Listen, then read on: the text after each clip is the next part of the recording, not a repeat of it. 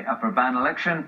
They are Alan Castle for the Alliance Party, Tom French of the Workers' Party, Dolores Kelly, SDLP, John O'Dowd, Sinn Féin, David Simpson, DUP, and David Trimble, UUP.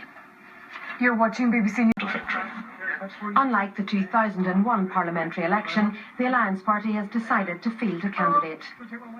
The problem that we've had is that we have for too long stood by and watched other parties continually destroy Northern Ireland's political process.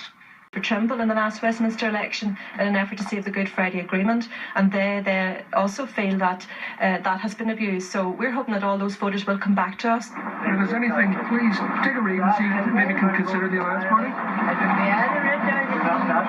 Well, if you do, give us... Last time, Alliance stood aside, but this time they're back in the race. In the past, they got only about 500 votes, but those could prove vital if the result is close. It's up to David Trimble to maximise his vote. The Alliance Party are here to maximise our vote. It's all about central politics and bread and butter politics for the Alliance Party.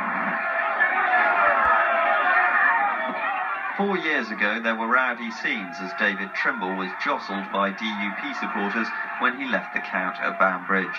This week, the authorities will be hoping that all the drama will unfold inside, not outside, the counting hall. Mark Devonport, BBC Newsline, Upper Bann.